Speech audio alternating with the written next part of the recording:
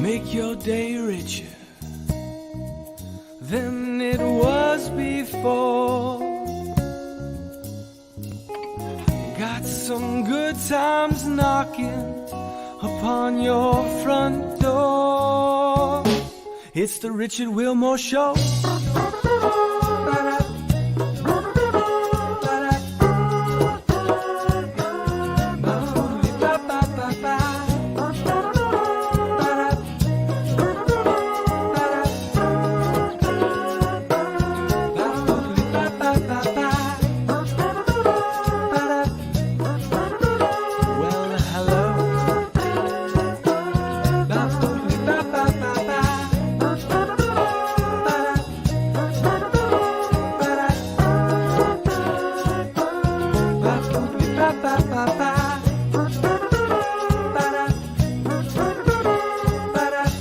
Ladies and gentlemen, Mr. Richard Wilmore.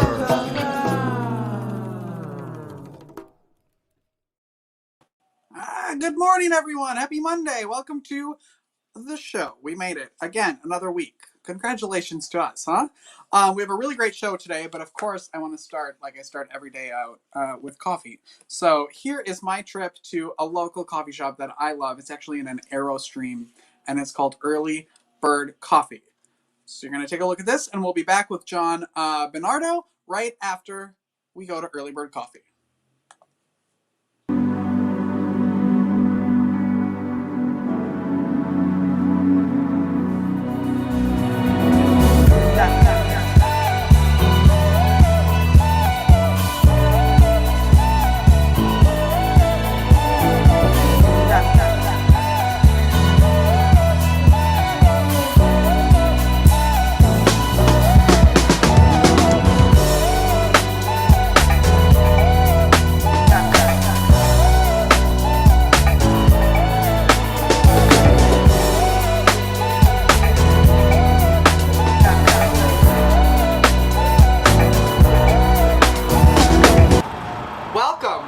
Instagram.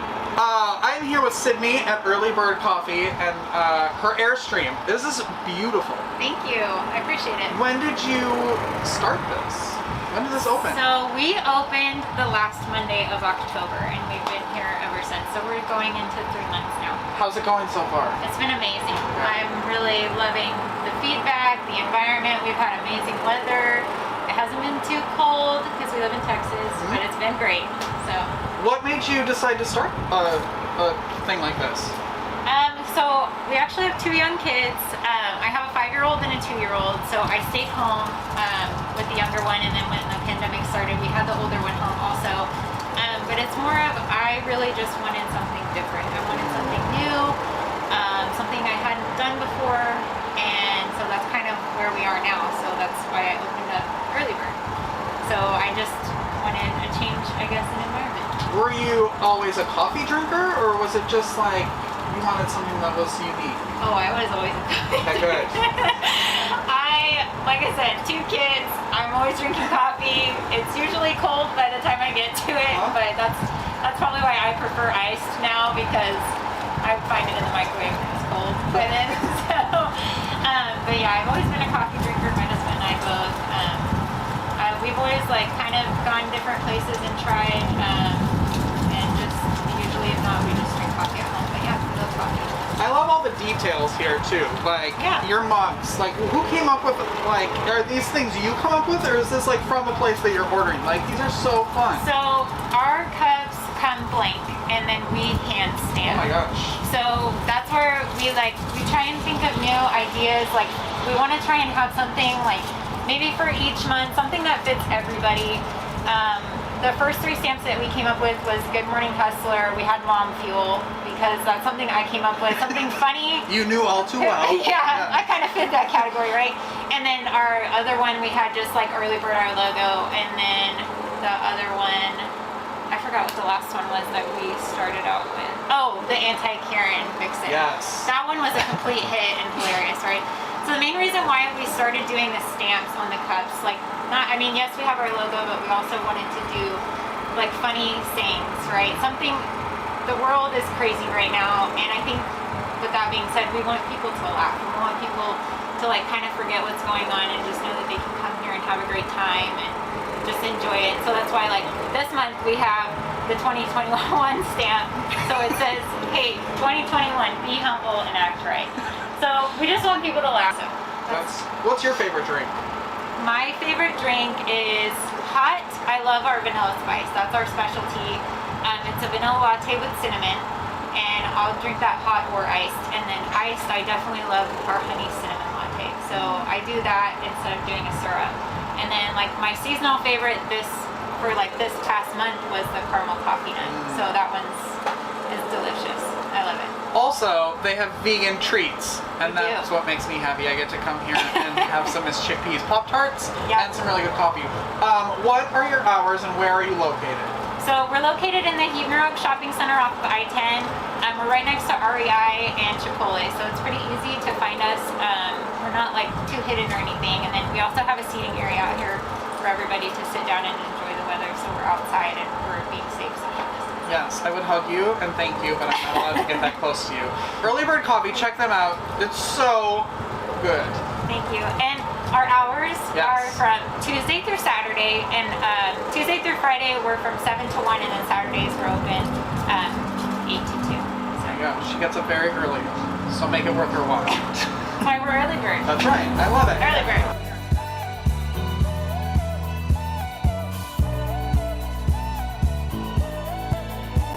Balls. Funny name, serious plant power, healthy whole food goodness in one single bite. Wineria SA. Let's enjoy some great vino together. Let's do a virtual wine tasting, enjoy exclusive artisan wines, and join the club. Neon Castaway. Handmade accessories for a colorful life. Teenus. Handcrafted, farm to cup, organic, quality. The Classic Theater, creating excellent theater in San Antonio, Texas that is relevant, diverse, entertaining, and transformative. We're back. Hi, John. Hi, how you doing, Richard? I'm good. How are you? Very good. Thanks for having me on. Of course. Thanks for being on. The real reason why John is here is because he is a Wheel of Fortune champion. Oh, is that it? That's really what I wanted to talk to you about. That because that's like my favorite show of all time. When did that happen? That happened. I was on in 2002, so it's a long time ago, actually. But it was a lot of fun. It was one of the most enjoyable days I've had. I mean, it's a lot of good memories. How long? How many episodes were you on? Well, you're only allowed on one. I Oh. did win, but you can't go on more than once because Oh, yeah, the I demand for understand. contestants. Right. I Yes. had like Jeopardy in my head for a moment there. I was on another show called Scrabble with Chuck I Woolery, know. if you remember. And I was on for Yes. 4 days. So I did get to come back, but Wheel of Fortune was one and done. Do they describe? Is it like Wheel of Fortune where they film like 90 in a day? They actually do 5 a day. Yeah. And on the day I was there, they did 6. And I was actually the 6th show of 6. So I think it benefited me because I had to sit in the audience for 5 full shows. But by Wow. doing that, it took the nerves away. I was able to see how everything worked. I was almost getting not bored, but I was, like, come on, when's my chance going to be? And the excitement kind of tempered when I finally was on. I was like, all right, let's just do this because it's 7:00 at night. I was there all day. So Yeah. it was a good time. That's what happened. I went to a taping of The Voice once, and it was like an 8-hour long shoot for one episode. Mhm. For an hour. It was awful.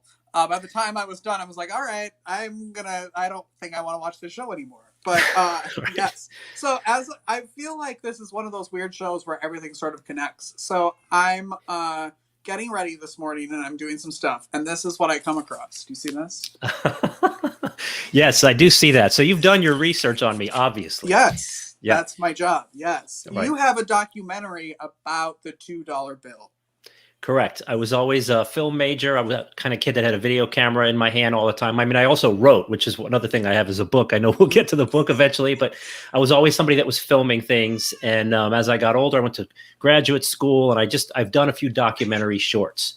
and I had to do something else. I had another project I wanted to do, and I couldn't figure out what it was. And I have a checkbook checkbook box in this drawer back here with all the $2 bills I've collected since I was a child, ones I've come across and saved like everybody else does, thinking that they're valuable.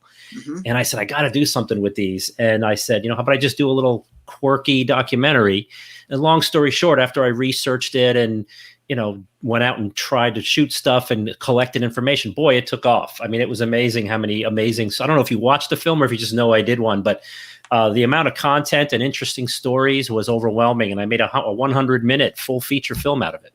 And where can people watch it? It's actually for free on YouTube now because I made a YouTube channel. I had so much extra content that I created, supplemental stuff after the film. And during COVID last year, I said, you know what? People are stuck home. Let me give it to them for free. And it is on Amazon. It's called the $2 Bill Documentary. But if you go on YouTube, I have a YouTube channel called the $2 Bill Documentary, and it's one of the videos on the channel. My grandparents used to give us $2 bills every birthday and every Easter.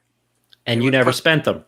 Right, because we thought or you would spend them on something very like something you would save up for, something that was very special. You could spend the $2 bills on, but it was always like those were the last things to be used. Right, that's one of the misconceptions. I don't call it a misconception, but people believe them to be special in part because of the way they get them. So if you get them from a loved one, a grandparent, it has a nostalgic, sacred value to it, and you don't really want to spend it. But it is regular currency. They're not rare. They still make them. And I tell people all the time, you can just go to the bank. Most banks will have them. You ask for them. They'll give them to you. And I go out and I spend them all the time. I don't spend the sacred ones I have in this box back here, but I spend them. And yeah, because I came across them in a special way. But the other ones I go get from the bank, I spend, and people light up when they see them, and it sparks conversation. And the movie really is about connection. It's the way that people come together over a bill and then remember you because you spent it. So it's more than just some quirky piece of currency. It's really a fascinating denomination. I love that. You have sort of a not a slanted view on things, but like a different way of looking at things. Because I want to talk about your book, Just a Typo. How did that come about? Well, again, I was always a screenwriter and a filmmaker. So when I took my love of writing to college, I started realizing I can make movies, and I started writing films. And so this project was going to be another screenplay. And I said, you know what? I don't want to shop a screenplay around. I want to just free write. And I said, let me write it as a book instead. I wasn't 100% sure. I knew the beginning, I knew the end, but I wanted to just have fun with it and go wherever I wanted to go. And so it's a book it's an idea that I had that was kind of mocking our society where we're so easily offended. And you know what's going on in the world today with cancel culture. I mean, they're putting disclaimers on the Muppets, and Dr. Seuss is pulling books, and anything you've ever done in your past is coming back to haunt you. And I just kind of wanted to riff on that and make fun of it. And so that's what the book is. It's a book about a game show host who has a tweet with a typo in it, one letter, and it changes the entire context of the tweet, turns it into something offensive.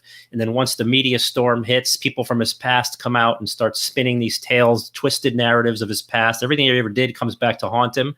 And he becomes like the most hated, prejudiced person on the planet, even though he did nothing wrong. And it's kind of holds a mirror up to society and says, this is what we do when somebody transgresses. We don't wait for an apology. We don't accept the apology.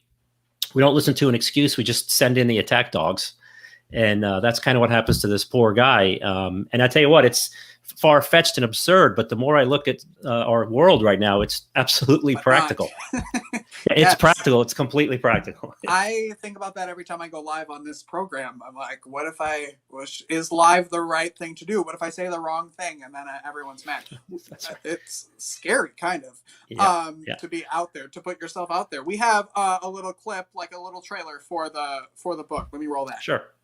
He was the host of the highest-rated show on the Game Show channel, until one missed letter in a tweet turned his life upside down. Now, insulted citizens are calling for his head. His career's been canceled, and he'll be spending a little time behind bars. Can celebrity Mo Riverlake get his life back? Find out in the new humor novel Just a Typo from author John Bennardo. Available on Amazon. It is, of course, available on Amazon. We'll put the link in the comments after the show so you can click on that. What are you working on now, sir? I'm thinking of my next book. I'm trying to formulate it, but I'm doing some smaller pieces. There's a website called Vocal where you can just publish stories. And so I'm writing some for that, trying to keep the writing in practice. I'm doing some comedic videos. I just like to create whatever's going on up here, whether it's video or writing. So I'm trying to do a little bit of both and just get more material out there. And the goal is to keep writing. I mean, I really enjoyed the experience of writing this book. And so I want to write another one, but I'm not quite ready yet. I'm formulating the idea. So I'm staying in practice with short things, blogs, little comedy videos and whatnot, just trying to keep my brain fresh. Has that been easier or more difficult during quarantine? No different really. I mean, I work for myself. I have a videography company. It's another thing I do. And, I have people now doing some work for me. And because I actually, it's funny, we're going to talk, your next guest talks about cancer. I'm a cancer survivor and I recently had a leg surgery. And so I'm kind of immobile right now. I'm kind of stuck at my desk here. So I've got some people doing work for me. So it kind of feels like quarantine, even though it's not, because I'm mostly home recovering. I've got my leg in a brace right now. And so I've got the days to do some of my personal work and my business work and really no different. I just get it done. When I do it, when I want to do it, I do it. That's when were you first diagnosed with cancer? Wow. It's, what's interesting. It was December of 1984. And today the recording day here is March 15th, 37 years ago today. I had a leg surgery to get rid of the cancer. It's actually the Ides of March is today, March 15th. And 37 years to the day that I had my first operation. I told you this is one of those weird days for this show. How has life? My dad was first diagnosed with cancer in 1992. He's had 3 different kinds. I grew up in hospitals. Wow, actually, I work for an arts and health nonprofit that we work with cancer patients, adult cancer patients. Beautiful.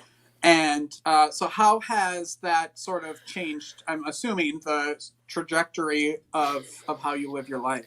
Yeah, I mean, at age 16, I was in high school when it happened, and I missed half of my junior year and half of my senior year. I had to have chemotherapy, and it was in my leg, the cancer, so they replaced the bone, and I wasn't, from that day forward, I mean, I've always been able to walk, but I have a bum leg. I have a leg that won't hold me up when it's bent, so you can see me a little bit of a limp if you're paying attention when I'm right, but I've never been able to run since then. So there's a lot of physical activities I can't do. Bike riding, I have to be careful because if I tip over, I could tip on the wrong side. And so it's affected me physically in my limits. But again, I'm a creative person. I don't really need to go skydiving or anything like that. So I just, I sit right here or on the couch somewhere else. I have a laptop and a video camera and I create. And so I don't know that maybe that forced my hand a little bit, but I think it kind of helped maybe. I mean, it grounded me, taught me more about life at a young age and probably made me better for it. I love that. How can people best follow you and support you? Well, I have a website. It's my full name.com, johnbennardo.com. I'm sure you'll put it up, JOHN Bennardo.com. That's my author page. I have a Facebook author page. You could link to it through the website. On Twitter, I think you're probably going to post some Twitter. You have my Twitter. That's my Twitter and Instagram handle on the screen. And yeah, I guess if you Google me, I know there's a few other John Bennardos in the world, but you'll probably find me if you Google me as well. So we'll put all the correct links in the comments of the show so you can find John. And I tell you what, the last thing here, you had the coffee segment, and the coffee girl said she just wants to make people laugh with the cups, and that's kind of hit home. That's what I want to do. I mean, I wrote this book to make myself laugh, but to make an audience laugh, and there's nothing more rewarding, even with my film about $2 bills, than seeing an audience react. So it's just such a treat to entertain others, as you are doing with your podcast. You know the feeling, and I just love to make people enjoy my content. Yeah, especially when you can take something not like as I guess cancel culture can be kind of serious if you're the person being canceled because your entire life. But if you can take something like that, spin it, and make something fun out of it, then it kind of creates some levity to it. And if you're tired of hearing about cancel culture in the news, this book is probably where you want to go, because it makes fun of it, and you can kind of see the silly side of it, and it's a nice relief. That's awesome. You're going to give an audience member a copy of the book. Sure. How are you going to do that, though? However you're going to do it? This is my crown of giveaways. Right. And everybody who likes, hearts, love, shares the show gets put in here. Oops. And then I pick one. So that's what we're going to do. And then I will mail it to them. Is that how it works? Yes. You want me just to... Yeah, okay. I'll hook you guys up. Here's the winner. is Will Parker. Will Parker is the winner. And I will get you in touch with Will. And Will, you'll get a copy of the book. I'll mail it out this week. I love it. Thank you very much. John, thanks Nope. for jumping on the show today. Hey, I'm going to stick around for a little bit, right, in case you want to pull me back in. I know, but thank That'd be you. great. All right. Yeah, thanks. I'm going to watch Andrew and enjoy the rest of the show. Awesome. Thank you very much. We'll be right Thanks back for with having Andrew Heller after this. Lick Honest Ice Creams. Know what you're licking, y'all. Made in Austin, Texas since 2011. Unique flavors inspired by what's in season locally. Go Vegan San Antonio, a vegan comfort food truck located at The Block in San Antonio. Rebel Designs, handcrafted sterling silver jewelry designed by Shelley, inspired by nature. The right fit, style, makeup, and fitness, taking the stress out of getting dressed. Welcome back, friends. I'm here with Andrew Heller. Hello, sir. Hi, how are you? I'm super. How are you? I am fabulously alive. Yes, that is the goal, right? Yes, absolutely. Yes, you are an actor, a writer, a producer, a director. How are you spending today? Which one of those are you doing today, or all of them? That works. All of the above. I think it's 24/7. Even when I'm trying to sleep, my brain doesn't want to quit. So I have to force myself to think of other things, and I've found that singing irrelevant songs in my head actually gets me out of the realm. Really? It actually helps me sleep. So it's kind of funny. I just repeat them over and over again. Things I see on TikTok or Irish shanties or something silly like that. I am 100% going to steal that because I was up way too late last night working, and because I was like, I can't sleep. I need to work. So I'm going to steal that advice from you. When did you start creating? I started when I was 8 years old, purely by accident. I started writing poetry, and my teacher at the time said, "Wow, that's amazing for an 8-year-old." It was great. I still have the original poem that I hand wrote. So that's 52 years ago. Wow. And I've written. See, I have a book that I haven't published yet, but it has 480 pages of poetry. I don't write as much as I used to, but then I went from poetry to short stories to books to screenplays because I just love the genre, and especially being an actor. I started on stage at the age of 4. My parents had a cabaret company, so she put me out on stage at 4 years old to sing and dance and do whatever. But then as I grew older and too big, dancing was just not for me. Not in the cards anymore. So what do you love about writing? Oh my gosh. What I love about writing is I can vanish from the real world and disappear into a world of my own creation. So the world that I would like to live in, I just create. And I live there. I literally vanish. I mean, you could walk up to me and start talking to me and I would not hear you. And people say that to me all the time, even to this day. Even when I'm not writing, I kind of just vanish. And they go, "Hello, are you there?" And I go, "Oh, I'm sorry." My mind just goes off to a whole nother place. And I guess the way I look at it when I write is I channel. I don't know why. That's just how it comes to me. It just kind of flows from some source out in the universe somewhere, and I just try to keep up with it. And I enjoy it because 9 times out of 10, I have no idea what I'm writing. So I write absolutely everything. And I have to go back and read it because I have no idea of what I just wrote. And it happens so fast. Wow. I mean, a lot of the stuff I've written in 3 days, but then I have to go back and correct and do draft after draft after draft, but it comes out that quick, and then I just kind of have to go in and fix. That's crazy. I call that word vomiting. And some people don't like that because it sounds gross, but I feel like that's what it is. It's just like spewing out everything that you can get out. Yeah, and if I don't keep up, then thoughts are lost, and then I go back and I go, "What was that?" And I can never recoup it. It's just gone. Do you do it on paper or do you do it electronically? I'm always I fascinated used by to. how people. Well, I mean, I'm 60 years old, so yeah. Back in the day, there was no such thing as a computer. But as I got more proficient at being a button pusher. As I say, I'm not a computer geek. I'm just a button pusher. Then I got up to speed where I could go faster and make less mistakes, and my wouldn't hand cramp trying to keep up. That makes sense. Tell Yeah. everybody about A Gift of the Heart. Let's see. A Gift of the Heart was actually my second book that I wrote. This was back in 1992, and it was the very first one that I wanted to turn into a screenplay. It was immediately optioned by a producer who hung on to it for 6 years, tried to take my name off it, rewrite it, and all that kind of nonsense. But that's the long and the short of that story. But during that time, the whole reason I launched into the story was because my mother had been diagnosed with terminal cancer at the time. And she died 2 years later, 6 months after my daughter was born. So she never got to meet my two sons either. And then it became a passion to me about cancer because I felt so debilitated and so out of control that there was absolutely nothing I could do to stop it from killing my mom. Yeah. So it became a huge passion for me.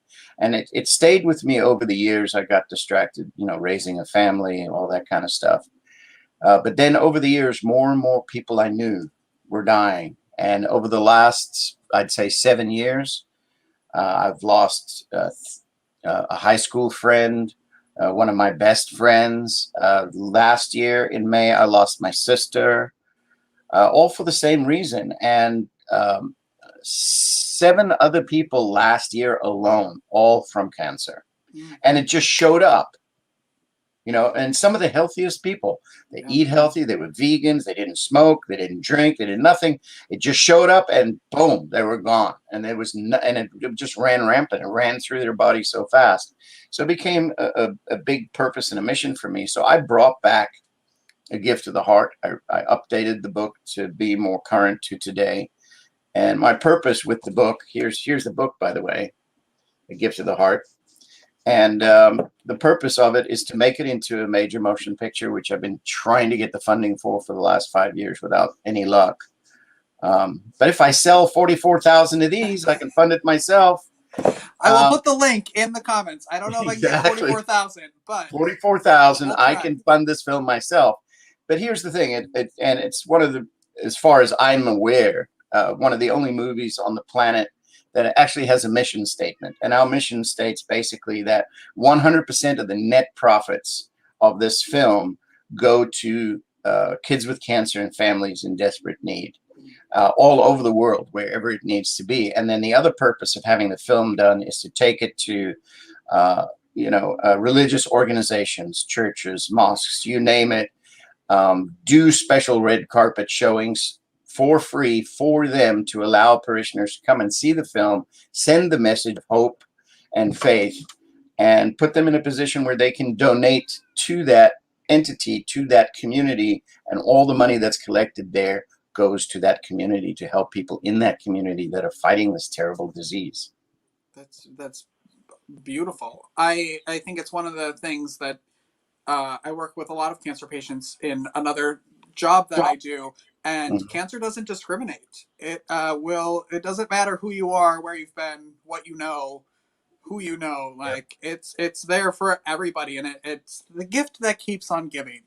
It's like it never goes away, no matter what. It's very scary. And I think that's the thing that's the thing that I have found the most interesting, if you will, that. Cancer, I mean, we're talking about human beings, but I know several people, their pets have died from cancer. So it really doesn't care if you're animal, mineral, or whatever. It doesn't care what color you are. It doesn't care what language you speak. It doesn't care what gender you are. It cares not. If it finds you, it will kill you. It will try. Yeah. It's a horrible, horrible thing. It's very scary. I want to show the trailer that you made for the film. Oh, lovely, yes. And then, of course, everyone, all 44,000 people will go buy this book. Take a look at the trailer. Yes, 44,000. 40, that's it. Do it by the end of the show, will you? A Gift of the Heart. Yes, please. Hit it up now. All right. The This holiday season, many gifts will be given. A gift of freedom.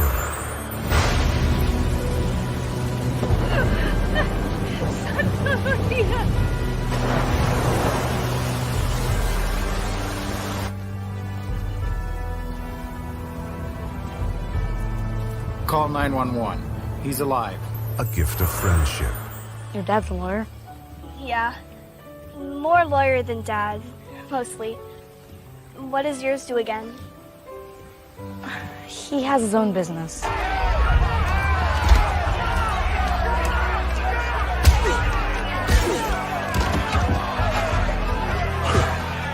down. You're gonna get paid anyways.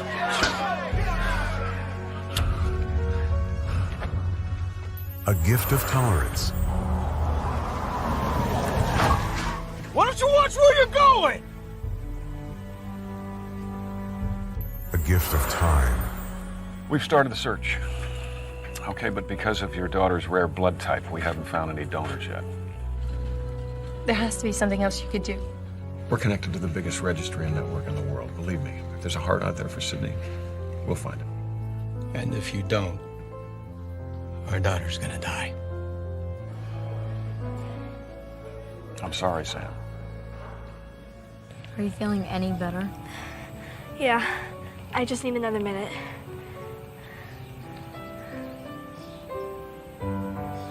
A gift of forgiveness.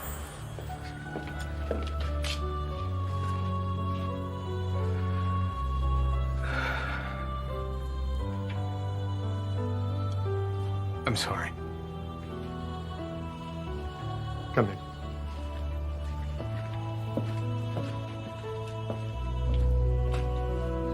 A gift of life. Grace? Sam? Sydney, we have to get you ready. We found a donor.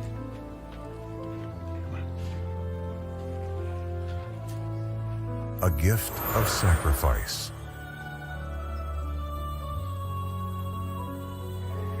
What do you think heaven's gonna be like? I don't know, but I hope it's something like this.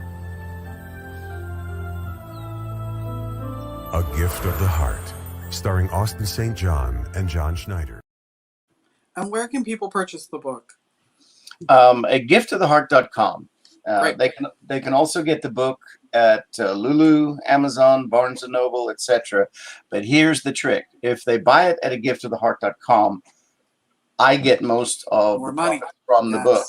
I get very little from the big corporate entities. I get maybe $1.50, so that's not going to get me to where I need to be. But if they buy 44,000 of these, I can actually make the rest of this film and put it out there. And if they buy this book, I sign it and send it to them, so they get my signature with it. And the website is right there under Andrew, Gift of the Heart.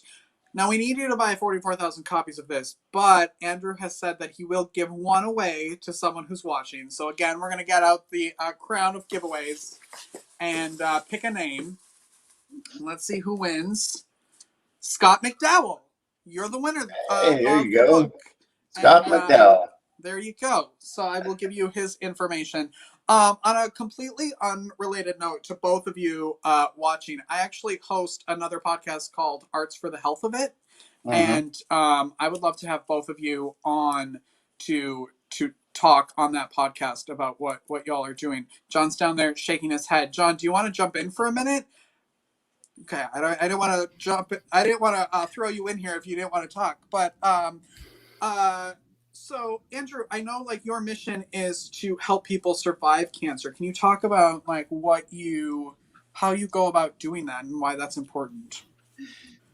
Well, once the movie is made, it'll give me the ability to formulate a 501c3. So all the money, as you can see by my shirt right here, it says a gift of the heart. This is embroidered. We've, branded it. We sell hats. We sell all that kind of stuff. And it's to continue the perpetuation of this. And any movies that I may do in the future, I will donate a percentage of those films to that 501c3 so that I can continue to drive the money towards it that can be taken out there and spread. And the way I've got it set up is to incorporate retired folks that are sitting around needing something to do to help me find and locate people that are in need. So that I cut out the overhead. I don't have, offices. I don't have payroll to worry about, and get volunteers to help me find people, and then find someone from the cast or myself personally to actually go to that person in person and hand them the check that they need on the spot. That way I know 100% of that money is going exactly where it's needed, and it isn't losing, 80, 90% of its value on its way to that person. Yeah. John and I are happy to jump in on the film and be part. I'm sure we're great actors, and so anything you need, we'll glad. If I can sell 44,000 copies, can I please be in the movie? Is really the question. If because of your show I sell 44,000 books and I get to make this movie, you betcha you're in it. All right, great. I'd love to. Hey, John's a filmmaker, so I'd love to have him come. Hey, where are you? Where are you located? I'm in Orlando, Florida. Oh, I'm not. I'm down the road in Palm Beach. Oh yeah, exactly. Well, there you go. He's right up the street.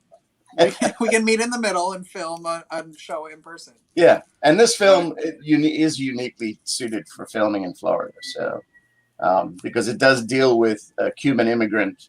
A little bit of the backstory is it does deal with a Cuban immigrant coming across. You saw the raft. He loses his wife on the way. She gets washed off, and he gets here with his little baby. And basically, the bulk of the story is predominantly about the dichotomies, the social, interactions that take place between an immigrant and a well-established, American attorney. But the story is predominantly about the kids. The little girl has a heart ailment, and the little boy ends up getting glioblastoma multiforme, which is an incurable brain disease. So ultimately, in the end, the little boy gives up his heart and saves his friend. Yeah. We've laughed today with John. We've cried with Andrew. It's one of those days. I think a great thing that you brought up was the kind of the caretaker and what cancer does to caretakers. And I don't know, John, if you have any experience with this, like with your parents, or like growing from a child with cancer to an adult, like the people surrounding you when you feel helpless and you don't know what to do and there's this person suffering. I don't think people realize how difficult stuff like that is on the people who love you. Yeah, I was 16 years old, and I learned later. My parents didn't show it to me at the time, but my dad went over to his mother's house, my grandmother, and bawled his eyes out when he found out. I had no idea till I was older. My mother, she was, I was only 16, so I'm still her baby. I'm the middle child, but I'm the baby because I'm the sick one at the time. And God bless her, she spent so much time in the hospital. I mean, she slept in a cot next to me as I stayed in the hospital for 5 weeks. And chemotherapy, she was there all the time. And I had nowhere to vent, so I took it out on my mother. So we joke about it now, but all my venom went to her. So she was not only dealing with a sick child, but she was also dealing with a child who was, finding things to criticize her for, just to get my own frustration. And she also told me briefly that she would come in. I was in the children's ward, and people around me had cancer. Other children were dying. And she would show up. She got to know all the nurses because, she was there every day for 5 weeks, and she got to know who was in what room. She'd show up one day and one of the children was dead or had something horrible happen. And she had to, wipe it off of her face and walk into my room with a smile. Hi, John, because her focus was me. But she saw a lot. And I heard those stories as I got older, and I realized what my parents must have been through. I had an 11-hour surgery, and they sat in an empty room. They wheeled my whole bed down to the OR. And they stood in an empty room for 11 hours waiting for results of my surgery. So, yeah, to your point, it was, I can only imagine. I would rather go through it myself. I have a child now, and I would hate to see him go through it. I would just take it myself. Yeah. Yeah, very, very true experiences that John's talking about, and when you're on both sides. I mean, my mom went through several surgeries, and they told her she was going to die in 6 months. She suffered through it for 3.5 years. It was the most terrible and thing to watch and go through from my side of it.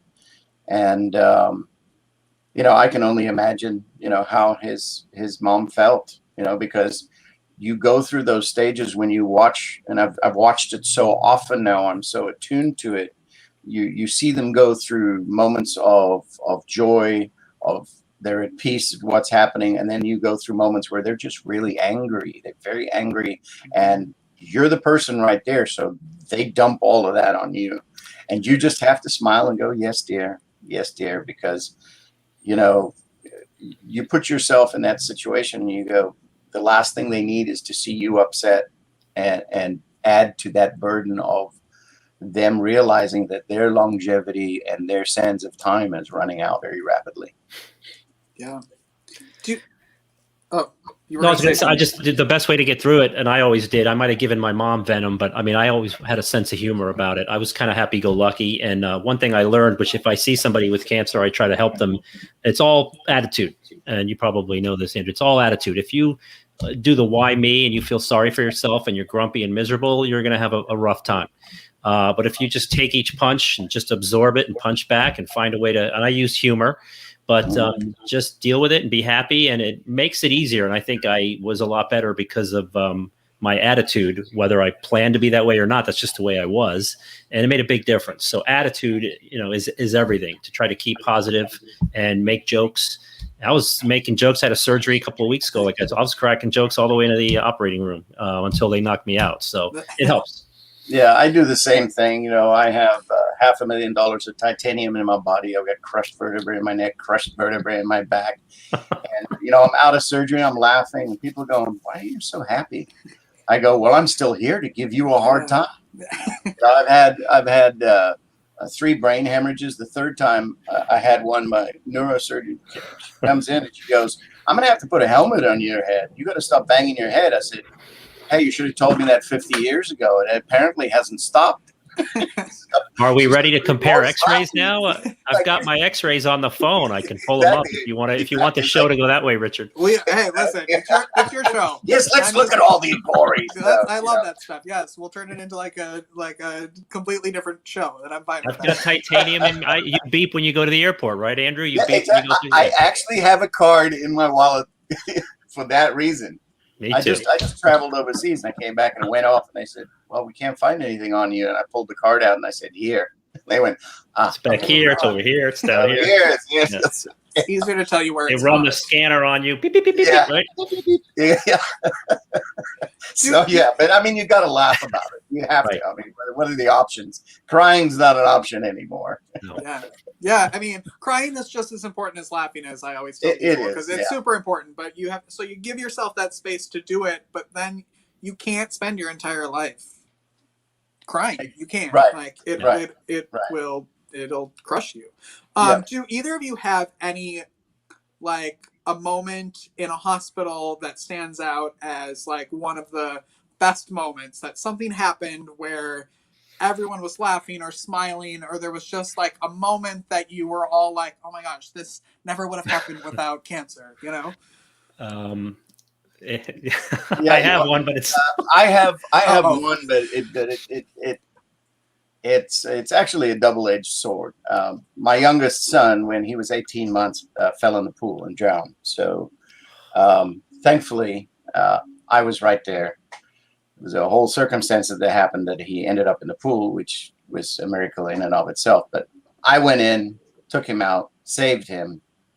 They flew him immediately. It just so happened that right at the moment I put him on the pool deck and brought him back, a police helicopter was out doing a training run and happened to be right over my house. And there's a school right across the street. So they landed, put him in the helicopter, took him to the hospital.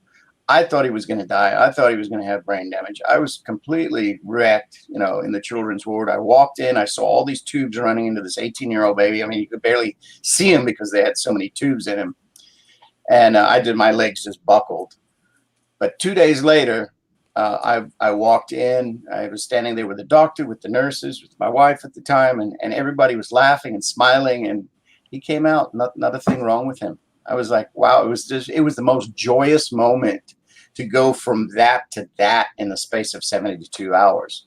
So probably the most extreme emotional set of 72 hours that I've ever been through. But it was such the happiest day when I could take that little boy and put him in the car seat and drive away from that hospital. I was just like, oh, my heart was so full. Wow. Wow. That's a tough act to follow. I think we just close now and the screen goes black. You don't want to hear mine. Mine's a torture my mom story. It's another one of those. It's great. Briefly, I mean, she was by my side, as I said, and if I had something, if an IV started beeping or something, or an air bubble went in, I would just do one of these. You know, I'd act like something was taking. It's torture. Great. I mean, my poor mom was like, "What's wrong? What's wrong? What's wrong?" And I'm like, "I'm just messing with you, Mom." But she, it's funny now, but it wasn't probably funny then. But that's what I remember. I remember just duping my mom all the time when something horrible was going on. And it was just me acting. Did she ever get used to that, or was it always she was jumping? I think in her situation, she never knew. I think after a while, she couldn't risk that I was goofing. She had to be sure I was okay. And if I felt like she was too far, I would pull her back. And I would always tell her, I have physical therapy and all that. I said, you know what I need, Mom? I need financial therapy. And so, like, there was a joke that if she hung a $20 bill over my head, I would perk up and start feeling better. So that's been a running joke in our family for a long time. So here's my book. And if I sell 44,000 myself, I'll have some financial therapy, I guess. I'll start feeling a little better. I tell you what, John, you sell 44,000 before me. Give me the money, and you can help me make this movie. Right. Well, I was going to say we could buy 44,000 of each other's. It's not going to get us anywhere. It's just going to rank, rise in Amazon rankings. Exactly. So you could try that. We can do it. I feel like we can do it. I promise. Why not? Why not? Yeah, why not? I want to thank you both so much for jumping on today and talking and taking the show in a different direction today, which it needed to go. And so I'm very thankful for both of you for talking with me today. Yeah, very fun. Thanks for having me. Of course. Thank you very much. And thank you very much to your viewers and your listeners. I really have enjoyed today. And John, pleasure meeting you. Yeah. Go buy 44,000 copies of both of their books, please. And they'll be back to talk about all the things we're going to do with that $88,000 copies. That's right. There you go. All right. We will be right back right after this. Thanks, guys. All right. Foosballs. Funny name, serious plant power, healthy whole food goodness in one single bite. Wineria SA. Let's enjoy some great vino together. Let's do a virtual wine tasting, enjoy exclusive artisan wines, and join the club. Neon Castaway. Handmade accessories for a colorful life. Teenus. Handcrafted, farm to cup, organic, quality. The Classic Theater, creating excellent theater in San Antonio, Texas that is relevant, diverse, entertaining, and transformative. All right, we are back. Hey, before we go, I just wanted to say that this episode is sponsored by Fond Nest. So thank you for your sponsorship. We also have 2 new coffee sponsors this week, April and Stephanie. If you want to become a coffee sponsor, and I don't know why you wouldn't, because you love the show and you want it to keep going, go to buymeacoffee.com/Rich Wilmore Show. I'm trying to sell 44,000 coffees by next week. So help me in that venture. That would be great. Hey, tomorrow I am going to be on StreamYard's Tech Talk at 9:45 Facebook Live. I will give the link in the comments, but join us on that show. We're talking about all things virtual streaming, and it should be a really good time. So I'm going to be on there. All right, everyone. Thanks for watching. Thanks for sharing. Thanks for liking. Thanks, Andrew, and thanks, John, for being on the show today. I loved this show. So I will see you next week. Have a great day. I love you. Goodbye. It's the Richard Wilmore Show.